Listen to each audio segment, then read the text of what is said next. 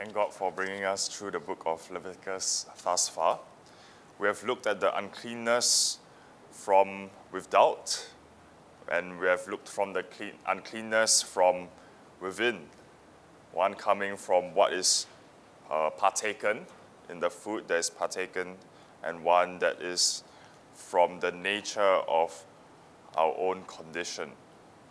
And for the next few days, we shall be looking at the uncleanness that manifests itself in the form of leprosy. As we contemplate on this, let us ask ourselves, which part of our lives shows uncleanness manifesting itself? Where is it most prone to manifest? Or with whom is it most prone to manifest? These are important questions to consider as we contemplate upon the leper. For we know that these manifestations of our flesh come from within, seeking to defile us and those around us. All of the brokenness in the churches and in the world come from this source. When sin within is manifested outwardly, how devastating are its consequences? It is only because our Lord is sovereign that all things are able to work for our good. But let us also be keenly aware of ourselves, for we have been called to mortify our flesh and show forth the fruit of the Spirit. Let us spend this time in self-examination, that good fruit may come forth from the purging of these spots which cling tightly to us. As we look into this passage, let us shudder as we see man's increasing defilement. That's our first point, man's increasing defilement. There's a progression in this chapter in man's defilement. We will find that what begins first as something small and seemingly harmless increases and affects different parts of the body. It first begins as a rising, a scab, or a bright spot in verse 2, chapter 13 and verse 2.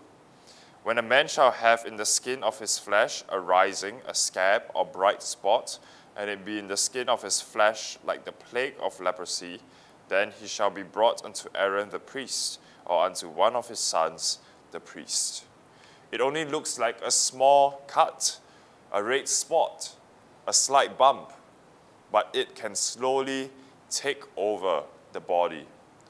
Raw flesh begins to appear, and the skin begins to turn its color. And so in the next observation, from verses 10 to 11, we find that there is a difference. Verse 10 to 11, and the priest shall see him, the leper, and behold, if the rising be white in the skin, and it have turned the hair white, and there be quite quick raw flesh in the rising, it is an old leprosy in the skin of his flesh. And the priest shall pronounce him unclean, and shall not shut him up, for he is unclean. It even shows itself in every damage to the skin.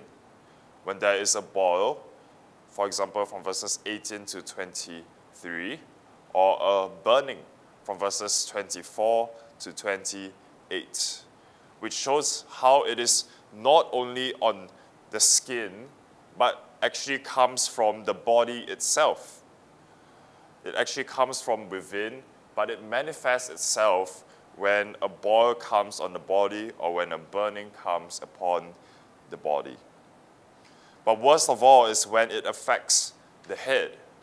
And as we read earlier from verses 42 to 44, we see this, 42 to 44 of chapter 13. And if there be in the bald head or bald forehead a white reddish sore, it is a leprosy sprung up in his bald head or his bald forehead. Then the priest shall look upon it, and behold, if the rising of the sore be white reddish in his bald head or in his bald forehead, as the leprosy appeareth in the skin of the flesh, he is a leprous man, he is unclean. The priest shall pronounce him utterly unclean. His plague is in his head. How sad it is when a person has his head to be unclean. It makes him utterly unclean. When our heads are the place of our uncleanness, oh, how that is our condition. The greatest uncleanness is not what is in our bodies, but what is in our head. For it is the seed of every evil thing that proceeds from us. When the head is defiled, the whole body is defiled. Let us therefore be all the more careful with what we think in our heads. For if our thoughts are defiled, so will our conduct be defiled. When our thoughts are thinking evil thoughts, what proceeds from it in our actions, in our movements, will be defiled. And the defilement will overtake all that we do. Let us earnestly care for what we are thinking, for sin is first conceived in the mind. If we are watchful over our minds, we will be watchful over everything, and would be kept from spreading the defiling influence of sin upon those around us. We find that this plague of leprosy can spread even to the garments, and these are burned up if the leprosy is found in it. If we look at 57, verse 57, we shall see this. Verse 57, it reads, "And if it appear still in the garment, either in the warp or in the woof, or in anything of skin, it is a spreading plague. Thou shalt burn that wherein the plague is with fire." How frightening is leprosy! It does not only affect all that we think, but is also able to affect all that we have. And the works which are done in sin are as wood, hay, and stubble, to be burned up. Oh, that we may always watch over our flesh, for it always seeks to erupt and to corrupt all that we do. Let us seek day by day to walk in the Spirit, showing forth his fruit in triumph, being sanctified by his grace, and preserved by his goodness. For only through him may we be pronounced clean from our uncleanness. That is our second point. Look at his judgment, the priest's judgment. As we saw in some passages earlier, the priests are heavily involved and completely employed in this work. For instance, if we go back to verse 2 of the chapter, they are the ones who see the plague. Again, verse 2, "When a man shall have in the skin of his flesh arising a scab or bright spot, and it be in the skin of his flesh, like the plague of leprosy, then he shall be brought unto Aaron, the priest, or unto one of his sons, the priest." Though these are the first words that God speaks to Moses regarding this law, showing how important the priests are to this work. The man who is thought to be leprous must go to them for examination, and they are the ones who, having observed, pronounce the judgment upon the individual. If the person is unclean, this is what is pronounced in verse 3 of chapter 13.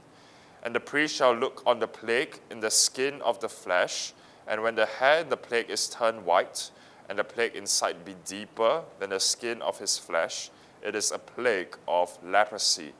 And the priest shall look on him and pronounce him unclean. And if the person is clean, this is what the priest will announce from verse 6. In verse 6, "And the priest shall look on him again the seventh day, and behold, if the plague be somewhat dark, and the plague spread not in the skin, the priest shall pronounce him clean. It is but a scab, and he shall wash his clothes and be clean." If the leprosy is deeper than the skin, if it is manifesting itself more and more, then it is unclean. But if it is stopped in its bud, if it's nipped in its root, then it shall be clean. Therefore, the sentence of cleanliness or uncleanness is left to the judgment of the priest, according to the specifications that God gives. And we shall find, interestingly enough, that the least and the worst discovery of the leprosy is observed for the longest duration of time, mainly 14 days. If we look at verses 4 to 5, we shall see this. This is for the rising, a scab, or a bright spot, verses 4 to 5. If the bright spot be white in the skin of his flesh, and in sight be not deeper than the skin, and the hair thereof be not turned white, then the priest shall shut up him that hath the plague 7 days. And the priest shall look on him the 7th day, and behold, if the plague in his sight be at a stay, and the plague spread not in the skin, then the priest shall shut him up 7 days more, a total of 14 days. This is when only a spot or a rising or a scab is found in the skin. The other occasion when it is 14 days is when the leprosy is in the head. If you look at verse 31 to 33. And if the priest look on the plague of the skull, and behold, it be not in sight deeper than the skin, and that there is no black hair in it, then the priest shall shut up him that hath the plague of the skull 7 days. And in the 7th day the priest shall look on the plague, and behold, if the skull spread not, and there be in it no yellow hair, and the skull be not in sight deeper than the skin, he shall be shaven, but the skull shall he not shave, and the priest shall shut up him that hath the skull 7 days more. Thus we see from this that the priest must not presume that a small scab is clean. Neither is he to presume that a head is utterly unclean. For it is important to not let off one who may have little sins, which are truly deadly because they seem so little. So it is also important not to pronounce uncleanness in the thoughts, lest we judge others wrongly for thinking that which they did not think of. This was the priest's duty to diligently observe, that he may not cause a rash judgment to be pronounced in his decisions. For those leprosies that come as a result of a boil on the body or of it being burnt, such require 7 days of examination before a judgment is pronounced. For these are external things that have affected the body, and therefore they can be seen clearly after 7 days. But for the leprosy that has turned the skin white, which is showing itself very prominently and clearly, an immediate pronouncement of uncleanness or cleanliness can be made due to how obvious it is that it comes from a corruption within. So we see from verses 14 to 17, we shall see this, 14 to 17. But when raw flesh appeareth in him, the person that has a rising of white in his skin, he shall be unclean. And the priest shall see the raw flesh and pronounce him to be unclean. For the raw flesh is unclean. It is a leprosy. Or if the raw flesh turn again and be changed unto white, he shall come unto the priest, and the priest shall see him. And behold, if the plague be turned into white, then the priest shall pronounce him clean that hath the plague. He is clean. But there is a main truth that we are to learn from these things. It is this, that uncleanness must be separated from. And this we observe in our final point, grieve for his isolation, the leper's isolation. One thing that runs through this section is that when time is required to discern a person's uncleanness, the priest isolates the person till the days are up. Again, if we look at verses 4 to 5, we shall see this for the person with a bright spot. If the bright spot be white in the skin of his flesh, and in sight be not deeper than the skin, and the hair thereof be not turned white, then the priest shall shut up him that hath the plague 7 days. And the priest shall look on him the 7th day, and behold, if the plague in his sight be at a stay, and the plague spread not in the skin, then the priest shall shut him up 7 days more. Even the garments go through a similar process from verses 50, if we look at verse 50 and verse 54. Verse 50 first. And the priest shall look upon the plague, and shut up it that have the plague 7 days. And in verse 54, then the priest shall command that they wash the thing wherein the plague is, and he shall shut it up 7 days more. Oh, how frightening and grievous is sin that would cause such a separation. Even if it's just in its appearance, even if it just appears to be a plague of leprosy without having been pronounced, yet it must be separated from, yet it must not be meddled with. And the greatest separation occurs once the person is pronounced by the priest to be unclean. If we go back to verse 45 and 46. And the leper in whom the plague is, his clothes shall be rent, and his head bare, and he shall put a covering upon his upper lip, and shall cry, Unclean, unclean. All the days wherein the plague shall be in him, he shall be defiled. He is unclean. He shall dwell alone. Without the camp shall his habitation be. Oh, what a sad day this must be. Hear the leper crying from street to street, I'm unclean, I'm unclean. Beware of me, lest you come into the same state as I am, and see them as they are brought to dwell outside of the camp, out from the place of blessing, away from the people of God, and all alone, alone he must dwell. The life of sin is a lonely life. The life of uncleanness does nothing good. Let us all who see this picture of sin that God has given to us grieve for all those who continue in sin. They are alone. They are outside of the camp of blessing. They need to be cleansed and to be restored. They need to be freed.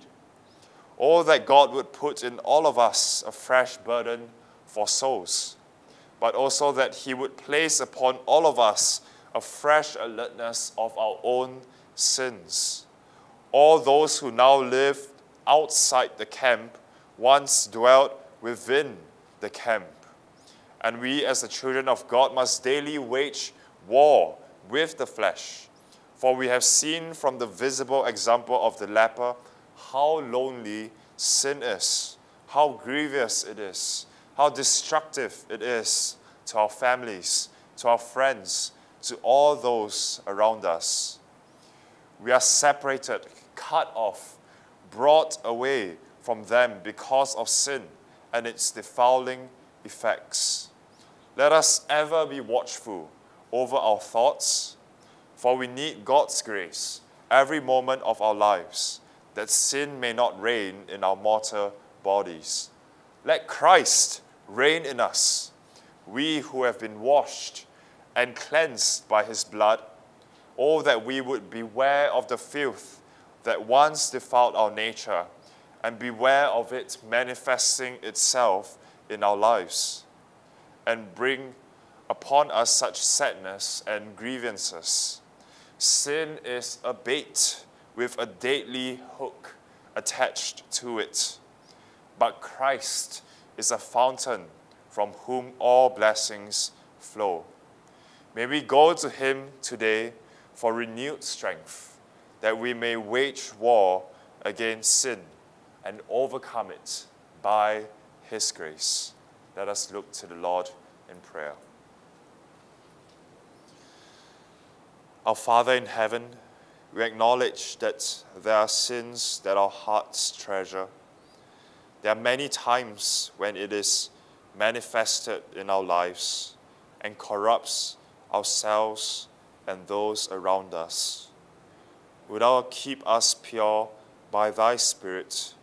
Would thou help us to watch over our head, our thoughts, that our body may also be clean, that through thy word we may be sanctified more and more each day, to know thee more, to love thee more, to enjoy that sweet communion that we have with thee, that we may be strengthened to overcome sin by thy grace, for thy glory.